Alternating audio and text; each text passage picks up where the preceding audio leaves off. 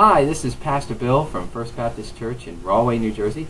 Thanks for joining me. This is Easter week, and God has been good to us. We've had wonderful weather and a wonderful week, but it's time for me to go out and start mowing the lawn, which reminds me of the job I used to have in high school. I used to mow the lawn of the Rahway Cemetery during the summer.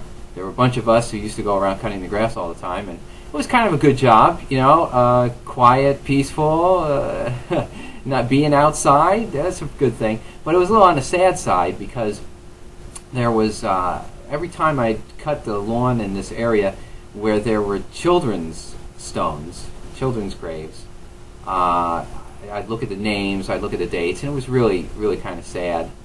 And then there are people who came into the cemetery every day, brought flowers, tended to gardens, taking care of their loved ones' graves, and that was kind of sad too. And right nearby in Linden, New Jersey, in a cemetery there, a gentleman put a monument to his son. He lost his son, who was pretty young, and so he purchased a full-sized granite Mercedes-Benz and put that in the cemetery in honor of his son. And it's an amazing, amazing monument. And it's really, really sad because he must have really, really loved his son. And so cemeteries are places where, you know, we remember and we honor our loved ones. But I think we place our trust and faith and hopes and dreams in the wrong things. Too many times we place them in the wrong things.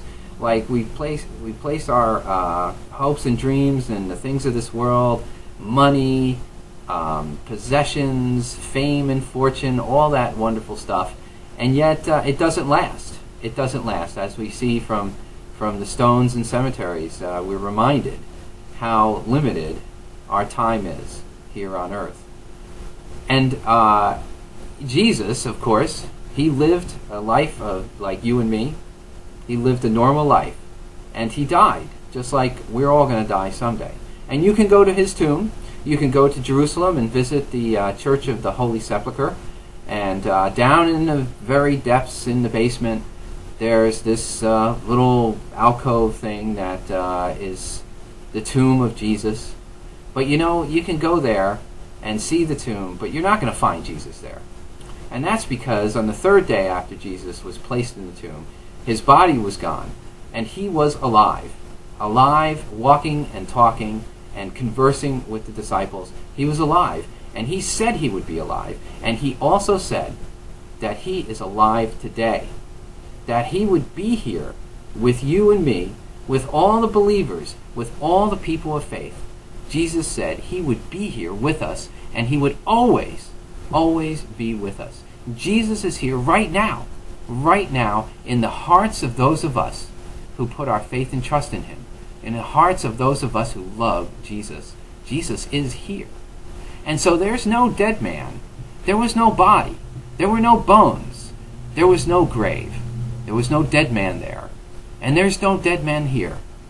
Dead because Jesus promised that all of us, if as long as we have faith, that we will live again.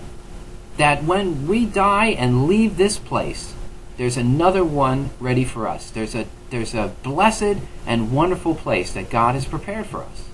And so when we say goodbye to our friends and goodbye to our family and goodbye to those we care about, if we have faith, if we put our faith and trust in God, we'll live again, and our friends and family will live again as well. And so Jesus, the story of Easter shows us that Jesus promises life, that Jesus is alive here and now, that he's in our hearts, that he can be part of our lives, and that Jesus will be with us forever because we will live forever as well. Because even though we die, we will live, and we will continue to live with Jesus forever and ever and with God. And so, my friends, we celebrate and remember our loved ones who have passed away. We honor them with tombs and graves and stones and things like that. But for those of us who believe in Jesus Christ, there is new life. There is new life. There is no dead people walking around. There is new life. Living people existing in heaven with God. And that's the promise that Jesus made. And for those of us who experience Jesus' presence here in the world, we know that promise is true. So my friends, I wish you a wonderful Easter, and I hope that God has blessed you.